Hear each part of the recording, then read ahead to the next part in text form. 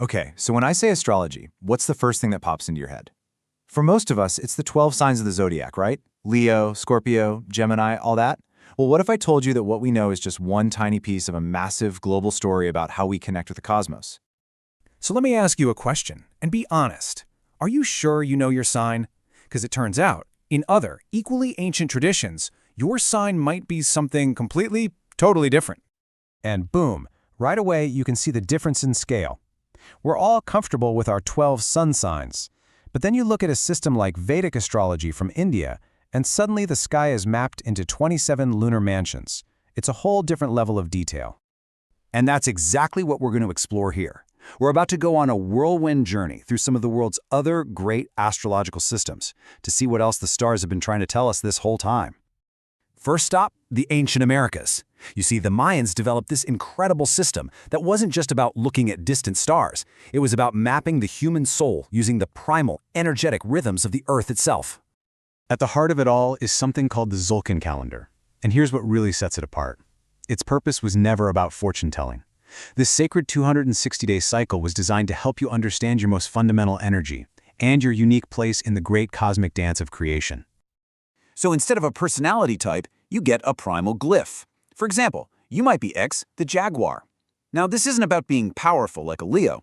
It represents the very energy of shamanic vision, of deep integrity, and the kind of magic you find in hidden truths. It's just a much more elemental way of seeing yourself. Or maybe you're Shichan, the serpent. This glyph connects you to pure, unadulterated life force, to gut instinct, to that raw, evolutionary power that literally exists in our DNA. You can feel that deep, earthy energy in these symbols, can't you? All right, from the Americas, let's journey all the way over to India, home to one of the world's oldest and most profound systems, Jyotish, which translates to the science of light. Here, the focus shifts again, from primal energy to your soul's karmic journey.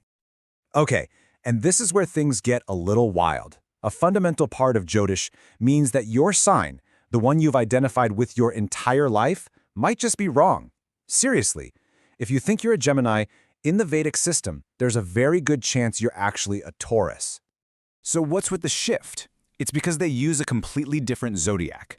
Western astrology is tied to the seasons, but the Vedic system uses the sidereal zodiac, which is anchored to the actual physical stars in the sky. And because of a tiny wobble in the Earth's axis over thousands of years, our view of those constellations has drifted. Think of it like they're using a different starting mark on the exact same cosmic ruler. This system is it's on a whole other philosophical level.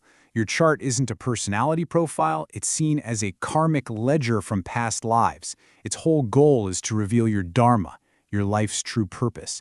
And it puts a huge emphasis on the moon's position within one of those 27 lunar mansions we talked about, which they call nakshatras.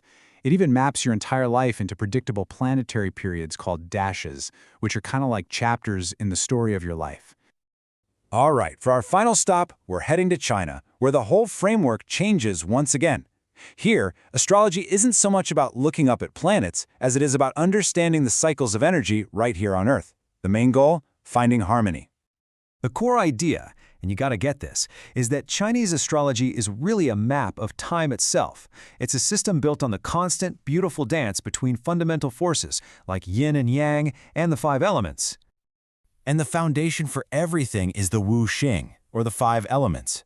But they aren't static things. They exist in this gorgeous, flowing relationship. Look at this. Wood fuels fire, fire's ash creates earth, earth yields metal, metal carries water, and of course, water nourishes wood. It's a perfect, endless loop of creation. Now you've probably heard of the 12 animals of the Chinese Zodiac. You know, the serpent and the dragon. But they're not just simple personality types. They're actually markers within a much bigger 60-year cycle that combines each animal with one of those 5 elements we just saw. So you're not just a dragon, you might be a wood dragon or a fire dragon, each with a totally different energy. So, let's bring this all home. We've got one person born at the exact same moment in time. How do these 3 ancient, powerful systems see them? Well, this is where it gets really interesting. What's so amazing is that it all comes down to the core question each system is asking. Western astrology asks, who am I psychologically? And for this person, it sees a creative, compassionate Pisces. Vedic astrology asks, what's my karmic purpose? And it sees an Aquarius in the Jyeshta nakshatra, a leader whose sole lesson is about using power wisely.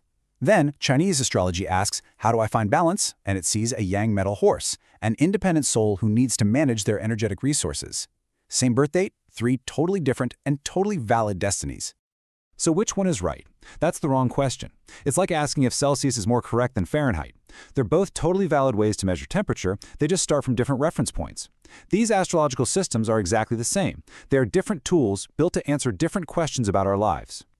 When you get right down to it, the stars are just a mirror. They haven't changed, but over thousands of years, across countless cultures, the questions we've asked that mirror absolutely have. So maybe the real takeaway isn't about finding the right sign. Maybe it's about finding the right question that your life is asking, right now.